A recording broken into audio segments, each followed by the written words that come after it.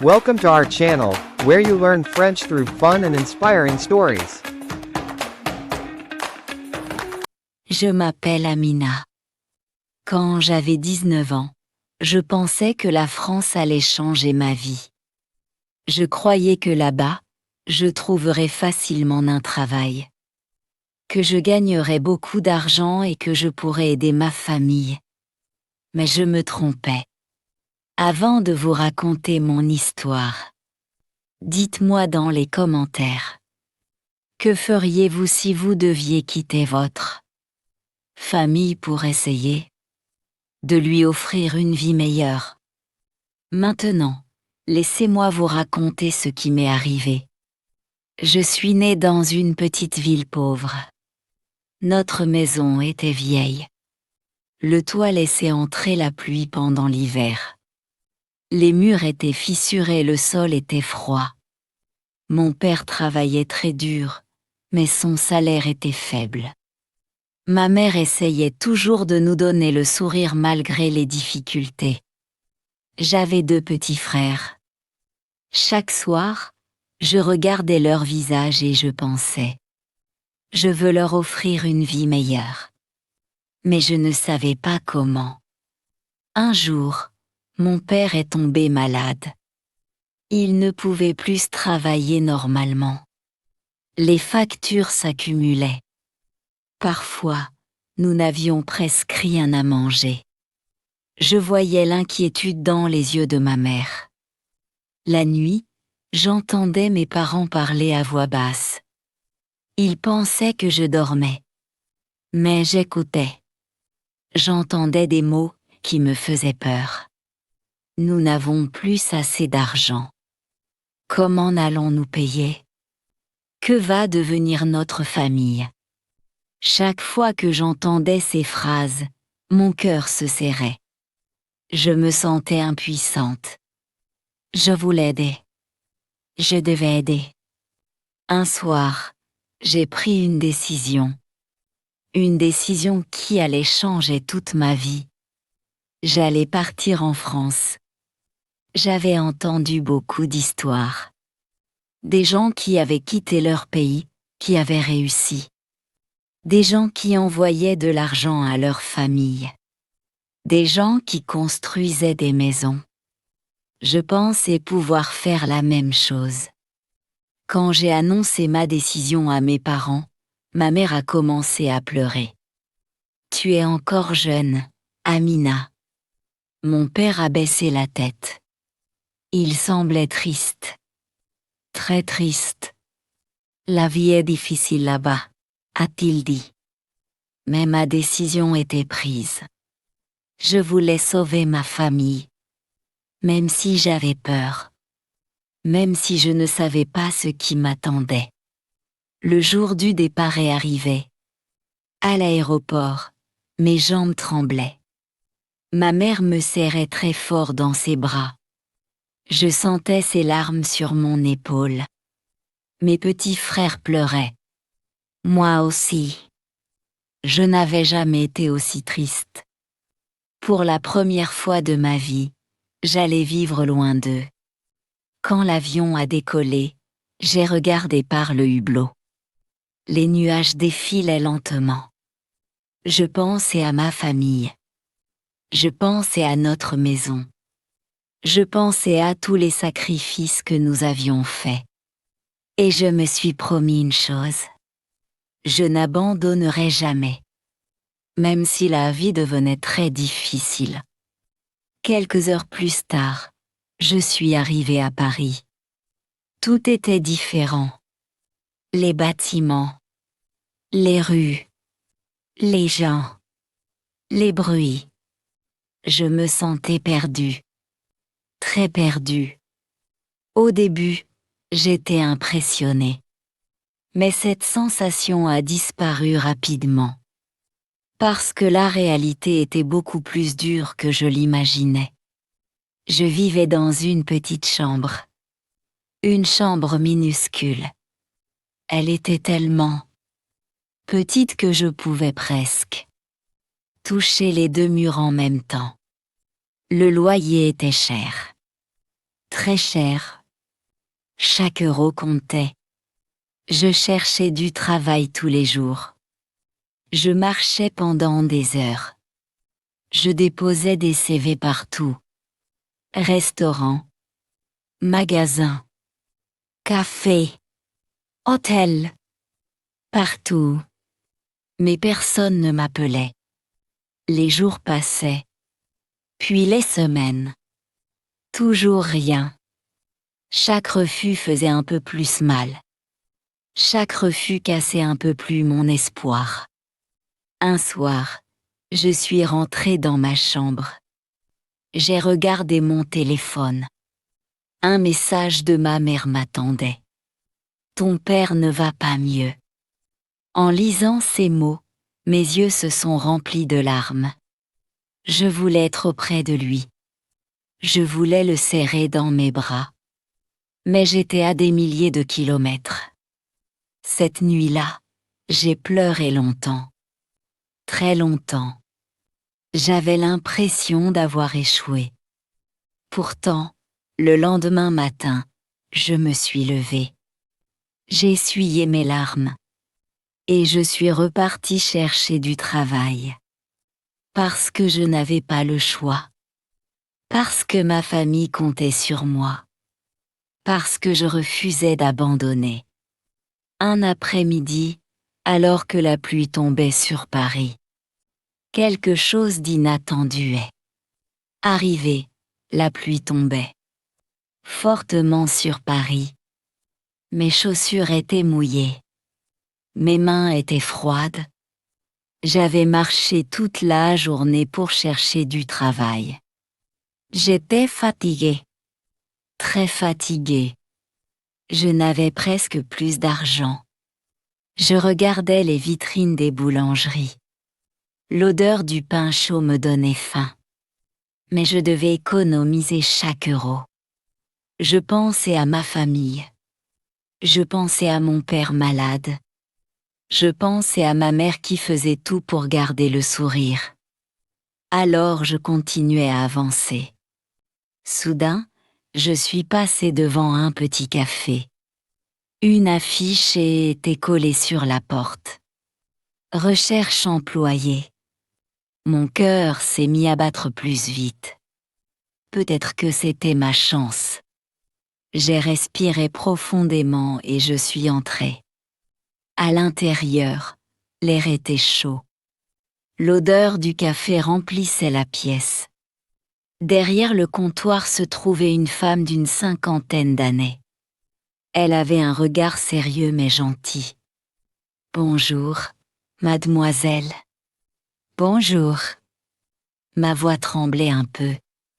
Je lui ai montré mon CV. Elle l'a lu attentivement. Puis elle m'a posé plusieurs questions. Je répondais du mieux que je pouvais. J'étais stressée. Très stressée. À la fin, elle a souri. « Nous avons besoin d'aide. Vous pouvez commencer demain. » Pendant quelques secondes, je suis restée immobile. Je n'arrivais pas à croire ce que j'entendais. Vraiment. Oui. Mes yeux se sont remplis de larmes. Pour la première fois depuis mon arrivée en France, je voyais une lumière au bout du tunnel. Le soir, j'ai appelé ma mère. Quand elle a répondu, j'ai entendu sa voix douce. « Amina ? » ?»« Maman. » J'ai trouvé un travail. Un silence, puis des sanglots de joie. Ma mère pleurait, moi aussi.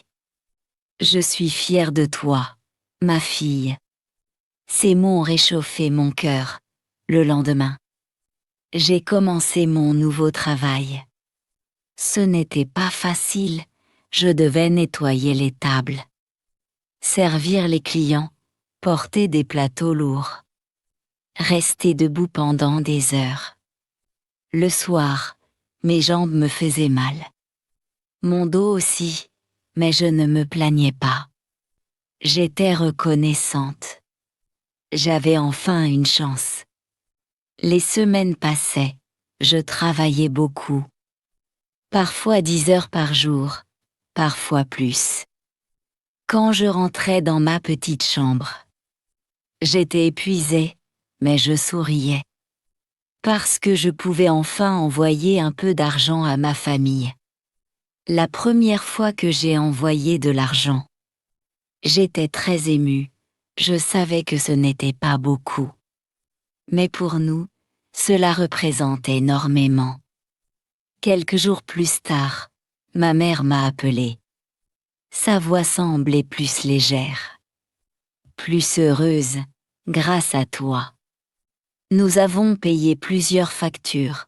J'ai fermé les yeux. J'étais heureuse, vraiment heureuse. Pour la première fois depuis longtemps. J'avais l'impression d'être utile. Mais le destin n'avait pas fini de me tester. Un matin, en arrivant au café, j'ai remarqué une ambiance étrange. Les employés parlaient à voix basse. Le patron semblait inquiet. Très inquiet, quelques heures plus tard. Il nous a réunis, son visage était fermé. J'ai une mauvaise nouvelle. Mon cœur s'est serré immédiatement. Je sentais que quelque chose de grave allait arriver. Le café a de gros problèmes financiers. Personne ne parlait, le silence était lourd. Nous allons devoir réduire le personnel. J'ai senti mes mains devenir froides. Mon souffle est devenu plus rapide. J'avais peur, une peur immense. Puis il a prononcé plusieurs noms, et soudain, j'ai entendu le mien, Amina. J'étais licenciée, je suis sortie du café sans savoir où aller. Les rues de Paris semblaient plus grises que jamais. Le vent était froid, très froid. Je marchais sans regarder devant moi. Des larmes coulaient sur mes joues. Encore une fois, je me retrouvais seule. Encore une fois. Tout semblait s'effondrer, je pensais. Pourquoi la vie est-elle si difficile? Pourquoi chaque fois que je me relève, quelque chose me fait tomber? Cette nuit-là, assise sur mon lit, j'ai regardé la photo de ma famille. Mon père souriait sur l'image. Mes petits frères riaient, ma mère semblait heureuse. J'ai serré la photo contre moi. Puis j'ai pris une décision. Je pouvais pleurer, je pouvais abandonner. Ou je pouvais me battre encore. Et cette fois, j'ai choisi de me battre. Même si j'étais fatiguée, même si j'avais peur. Même si je me sentais seule. Car au fond de moi, une petite voix répétait. Ton histoire n'est pas terminée. Cette nuit-là, je n'ai presque pas dormi. Je regardais le plafond de ma petite chambre. Les heures passaient lentement. Dehors, les voitures circulaient encore. Moi, je pensais à une seule chose. Comment vais-je aider ma famille maintenant? J'avais perdu mon travail. Mes économies diminuaient rapidement. Et mon père était toujours malade. J'avais peur. Une peur profonde. Mais au fond de moi, je savais que je devais continuer. Le lendemain matin, je suis sortie très tôt. Je distribuais encore des CV. Partout, je frappais à toutes les portes. Mais les réponses étaient toujours les mêmes. Désolé. Nous ne recrutons pas. Revenez plus tard. Chaque refus me blessait un peu plus. Pourtant, je gardais le sourire. Un sourire fragile. Un sourire qui cachait beaucoup de tristesse. Vers midi, je me suis assise dans un parc. J'étais épuisée. Je regardais les gens passer. Des familles. Des étudiants. Des couples. Tout le monde semblait avoir une place dans ce monde. Sauf moi. J'avais l'impression d'être invisible. Alors que j'étais perdue dans mes pensées, une vieille dame s'est assise près de moi. Elle avait des cheveux blancs et des yeux très doux. Elle m'a regardé quelques secondes. Puis elle a demandé: « Ça ne va pas ?» Au début, j'ai hésité. Puis les mots sont sortis tout seuls. Je lui ai raconté mon histoire.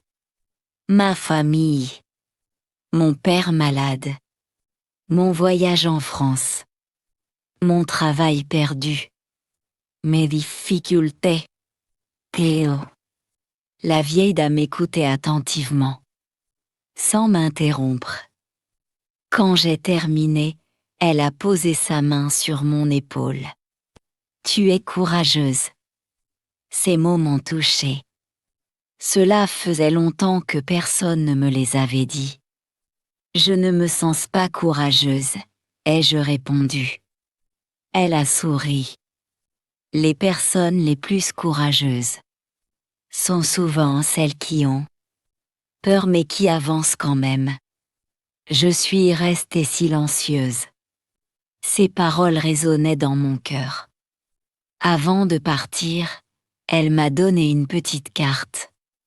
Mon fils dirige une entreprise. Peut-être qu'il pourra t'aider. J'ai regardé la carte.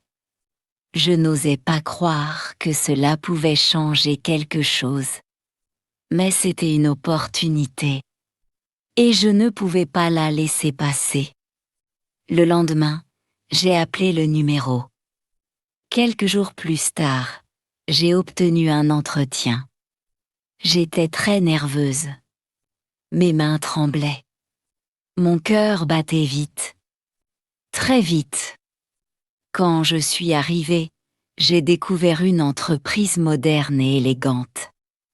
Tout semblait impressionnant. Je me sentais petite. Très petite. L'entretien a commencé. Le directeur était gentil. Il m'a posé plusieurs questions. Il voulait connaître mon parcours, mes compétences, mes objectifs. Mais surtout, il voulait connaître mon histoire. Alors j'ai parlé avec sincérité. Je lui ai raconté toute la vérité. Sans rien cacher. À la fin de l'entretien, il est resté silencieux quelques secondes. Puis il a dit: « Tu es courageuse. » Personne ne m'avait dit cela depuis longtemps. Ces mots ont touché mon cœur. J'avais presque oublié que j'avais de la valeur. Elle s'appelait Madame Claire. Nous avons parlé pendant plus d'1 heure. Avant de partir, elle m'a donné son numéro. « Si tu as besoin d'aide, appelle-moi. » Je l'ai remerciée. Je pensais que c'était simplement une rencontre agréable. Je ne savais pas encore que cette femme allait changer ma vie. Quelques jours plus tard, mon téléphone a sonné. C'était Madame Claire. « Bonjour Amina, j'ai peut-être quelque chose pour toi. » Mon cœur s'est accéléré. Vraiment. Une amie cherche une assistante dans son atelier de couture. Tu veux essayer? Bien sûr. Le lendemain, je me suis présentée à l'atelier. Il était petit mais très joli. Des tissus colorés étaient partout. Des robes magnifiques étaient suspendues au mur. J'étais impressionnée. La propriétaire était une femme énergique et gentille. Après un entretien, elle m'a proposé une période d'essai. Je n'en revenais pas. Encore une fois, une porte s'ouvrait devant moi. Les premières semaines ont été difficiles. Je ne connaissais presque rien à la couture. J'apprenais chaque jour. Je faisais parfois des erreurs. Certaines clientes étaient exigeantes. mais je travaillais sérieusement. Très sérieusement. Je voulais réussir. Je voulais prouver que je méritais cette chance. Petit à petit, les choses ont commencé à changer. Je gagnais un salaire régulier. Je pouvais payer mon loyer. Je pouvais envoyer davantage d'argent à ma famille. Mes petits frères retournaient à l'école avec de nouveaux cahiers. Mon père recevait de meilleurs soins. Chaque appel avec ma famille me donnait de la force. Pour la première fois depuis mon arrivée en France, j'ai commencé à rêver de nouveau. Peut-être que mon avenir pouvait être différent. Peut-être que tous ces sacrifices n'étaient pas inutiles. Peut-être que la vie préparait quelque chose de meilleur. Mais je ne savais pas encore qu'une nouvelle épreuve approchait. Une épreuve qui allait me faire pleurer comme jamais auparavant. Et qui allait tout changer. Partie 3. Le pire moment de ma vie. Le lendemain matin, je me suis réveillée avec les yeux rouges. Je n'avais presque pas dormi. Toute la nuit, j'avais pensé à ma situation. Je n'avais plus de travail. Mon argent diminuait rapidement. Le loyer approchait. Et ma famille comptait toujours sur moi. Je regardais le plafond de ma petite chambre. J'avais peur. Une peur que je n'avais jamais ressentie auparavant. Malgré tout, je me suis levée. Je me suis habillée. Et je suis sortie. Je ne pouvais pas rester assise à attendre un miracle. Je devais agir. Pendant plusieurs jours, j'ai cherché du travail partout. Encore une fois, je laissais des CV. Je passais des entretiens. Je souriais. Je faisais semblant d'être forte. Mais à l'intérieur, je me sentais brisée. Les refus continuaient. 1, 2, 10, 20. Chaque refus était comme une pierre sur mon cœur. Je commençais à perdre confiance en moi. Parfois, je me regardais dans le miroir. Et je me demandais, est-ce que je suis assez forte? Est-ce que je vais réussir un jour? Un soir, alors que je rentrais chez moi, mon téléphone a sonné. C'était ma mère. J'ai répondu immédiatement. Mais dès que j'ai entendu sa voix, j'ai compris que quelque chose n'allait pas. Elle pleurait. Mon cœur s'est arrêté. Maman, que se passe-t-il? Elle essayait de parler. Mais les mots sortaient difficilement. Puis elle a finalement dit « Ton père est à l'hôpital ». Le monde s'est arrêté autour de moi. Je n'entendais plus les voitures. Je n'entendais plus les passants. Je n'entendais plus rien. Seulement ces mots. « Ton père est à l'hôpital ». Je me suis assis sur un banc. Mes jambes tremblaient. J'avais l'impression de manquer d'air. Je voulais rentrer immédiatement. Je voulais être auprès de lui. Je voulais tenir sa main. Mais je n'avais pas assez d'argent pour voyager. Cette réalité me faisait souffrir. Terriblement souffrir. Cette nuit-là, j'ai pleuré comme jamais. Je regardais les photos de ma famille. Les souvenirs défilaient dans ma tête. Les repas ensemble. Les rires. Les fêtes. Les moments simples. Tout me manquait. Le lendemain, malgré ma douleur, je suis sortie chercher du travail.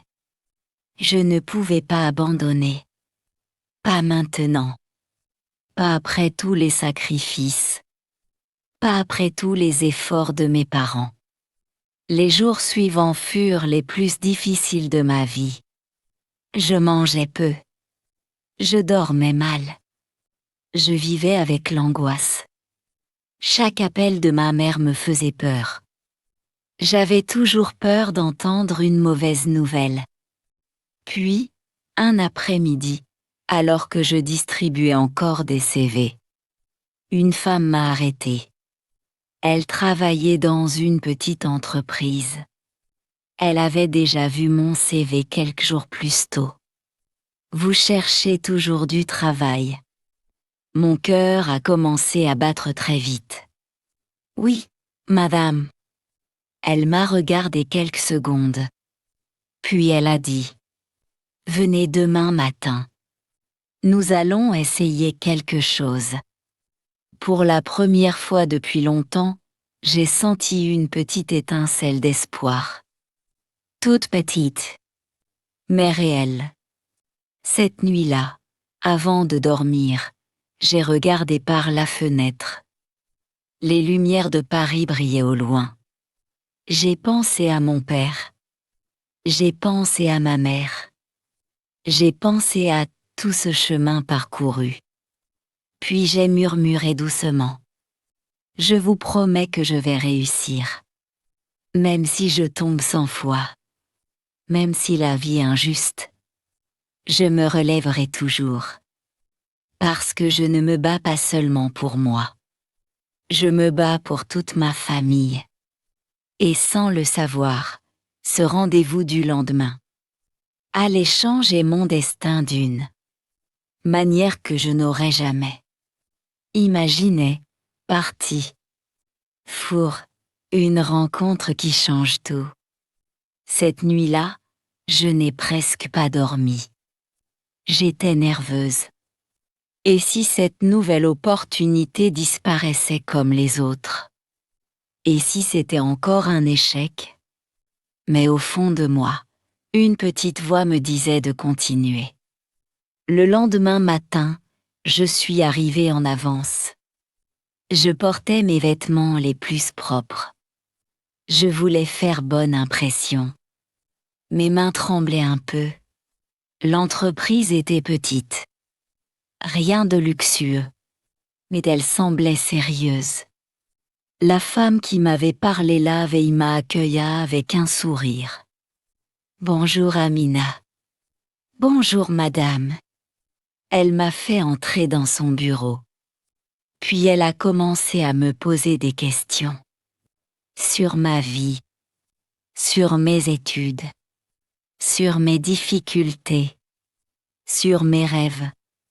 Pour la première fois depuis mon arrivée en France. Quelqu'un semblait vraiment écouter mon histoire. À la fin de l'entretien, elle est restée silencieuse quelques secondes. Puis elle a dit: Vous avez beaucoup de courage. J'ai baissé les yeux.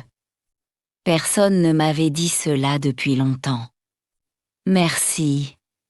Nous allons vous donner une chance. Mon cœur s'est emballé. Vraiment? Oui, le salaire n'est pas très élevé au début, mais vous pourrez évoluer. Je n'arrivais pas à y croire. J'avais enfin trouvé une nouvelle porte. Les premières semaines furent difficiles. Je devais apprendre beaucoup de choses. Parfois je faisais des erreurs. Parfois je rentrais chez moi découragée. Mais je continuais. Chaque jour. Sans abandonner. Petit à petit, je progressais. Mes collègues commençaient à me respecter. Mon responsable remarquait mes efforts. Et moi, je retrouvais confiance en moi. Quelques mois plus tard, une bonne nouvelle est arrivée. J'ai reçu ma première augmentation. Quand j'ai vu le montant sur mon compte, j'ai eu les larmes aux yeux. Je me souvenais de la jeune fille qui est arrivée à Paris avec presque rien. Cette fille existait toujours, mais elle était devenue plus forte.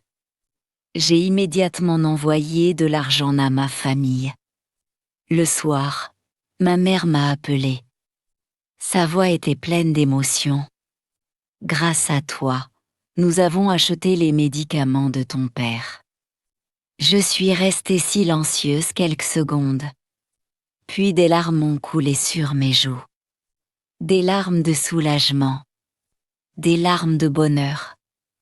Peu à peu, la santé de mon père s'est améliorée. Ce n'était pas parfait, mais il allait mieux. Chaque bonne nouvelle me donnait davantage de force. Je travaillais encore plus.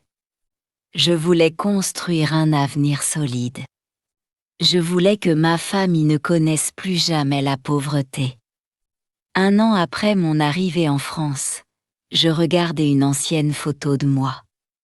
La fille sur cette photo semblait fragile, perdue, effrayée. Aujourd'hui, j'étais différente. J'avais appris à survivre seule. J'avais appris à me relever après chaque chute. J'avais appris que les rêves demandent parfois beaucoup de souffrance avant de devenir réalité. Mais la vie préparait encore une surprise. Une surprise qui allait transformer complètement mon avenir. Un jour, mon responsable m'a demandé de venir dans son bureau. Son visage était sérieux. Très sérieux. Pendant quelques secondes, j'ai cru que j'avais fait une erreur. Mon cœur battait rapidement. Puis il m'a regardé et a dit « Amina, nous avons une proposition importante à vous faire. » À cet instant, je ne savais pas encore que cette phrase allait changer toute ma vie. Partie 5. La proposition inattendue. Mon cœur battait très vite. J'étais assise devant le bureau de mon responsable. Je ne savais pas pourquoi il m'avait appelée. Pendant quelques secondes, 1000 pensées ont traversé mon esprit. Avais-je fait une erreur? Allais-je perdre mon travail? Ou quelque chose de pire? Mon responsable m'a regardé avec un léger sourire.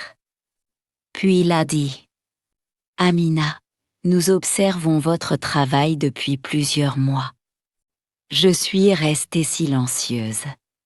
Vous êtes sérieuse, ponctuelle et courageuse. Je n'osais presque plus respirer. Nous voulons vous proposer un poste plus important.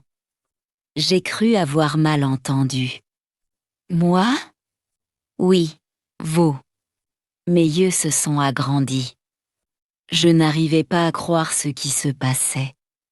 Pendant longtemps, personne n'avait cru en moi. Beaucoup de gens voyaient seulement une jeune fille pauvre venue de l'étranger. Mais pour la première fois, quelqu'un voyait mes efforts. Quelqu'un voyait mon travail. Quelqu'un voyait ma valeur. Quelques jours plus tard, j'ai commencé mon nouveau poste. Au début, j'avais peur. Très peur. Les responsabilités étaient plus importantes. Je devais apprendre de nouvelles compétences. Je faisais parfois des erreurs. Mais je n'abandonnais jamais. Chaque erreur devenait une leçon. Chaque difficulté devenait une occasion d'apprendre. Les mois passaient. Ma situation s'améliorait peu à peu. Je pouvais envoyer davantage d'argent à ma famille. Mes frères continuaient leurs études. Mon père suivait son traitement. Ma mère semblait moins inquiète. Quand je les appelais, j'entendais plus souvent leurs rires. Et cela me rendait heureuse. Très heureuse. Pourtant, malgré ces progrès, je ressentais encore une douleur. La solitude. Après le travail, je rentrais seule dans mon appartement. Je pensais souvent à ma famille. Je regardais les anciennes photos. Parfois, les souvenirs me faisaient pleurer. Je me souvenais des repas ensemble. Des soirées simples à la maison. Des éclats de rire de mes petits frères. Tout cela me manquait énormément. Un soir d'hiver, alors que la neige tombait doucement sur Paris. J'ai reçu un appel de ma mère. Sa voix tremblait. Mon cœur s'est serré immédiatement. J'avais peur d'une mauvaise nouvelle. Mais cette fois, ses larmes étaient différentes. Elle pleurait de joie. Amina. Oui, maman. Nous avons enfin remboursé toutes nos dettes. Je suis restée immobile. Je n'arrivais pas à parler. Toutes les souffrances. Toutes les nuits de peur. Tous les sacrifices. Tout cela avait servi à quelque chose. Des larmes ont coulé sur mon visage. Je regardais la neige tomber derrière la fenêtre. Et pour la première fois depuis très longtemps, je me suis sentie légère. Mais l'histoire n'était pas terminée. Loin de là. Car quelques semaines plus tard, un événement inattendu allait bouleverser mon destin. Un événement qui allait me faire passer d'une vie simplement stable à une vie que n'avais jamais osé imaginer. Ce jour-là, en arrivant au travail, j'ai reçu un message étrange. Nous aimerions vous rencontrer pour discuter d'une opportunité exceptionnelle. Je ne savais pas encore que ce message allait ouvrir la porte du plus grand changement de ma vie. Question pour les abonnés, si vous étiez à ma place. Auriez-vous quitté votre pays pour aider votre famille? Même sans savoir ce qui vous attendait? Écrivez votre réponse dans les commentaires. Je regardais ce mystérieux message encore et encore. Nous aimerions vous rencontrer pour discuter d'une opportunité exceptionnelle. Je ne comprenais pas. Qui pouvait bien vouloir me rencontrer? Pourquoi moi? Toute la nuit, je n'ai presque pas dormi. J'étais partagée entre l'espoir et la peur. Le lendemain, je me suis rendue à l'adresse indiquée. C'était un grand bâtiment moderne. Mes mains tremblaient. Je me sentais petite devant cet immense immeuble. Quand je suis entrée, une femme élégante m'a accueillie. Elle connaissait mon nom. Elle m'a conduit dans une salle de réunion. Plusieurs personnes m'attendaient. J'étais très stressée, l'un d'eux a commencé à parler. Amina, nous avons entendu parler de votre parcours. Je l'écoutais attentivement. Votre responsable nous a souvent parlé de vous, de moi. Oui, de votre courage, de votre travail et de votre détermination. Je n'en croyais pas mes oreilles. Ils m'ont expliqué qu'ils cherchaient une personne pour participer à un nouveau projet, un projet important. Après plusieurs entretiens et plusieurs semaines d'évaluation, ils m'ont choisi. Le salaire était bien plus élevé que tout ce que j'avais gagné auparavant. Quand j'ai appris la nouvelle, mes yeux se sont remplis de larmes. Je repensais à la jeune fille, pauvre qui était arrivée à Paris avec une valise et beaucoup de peur. Cette fille semblait si loin, et pourtant, c'était toujours moi. Les années suivantes ont été remplies de travail.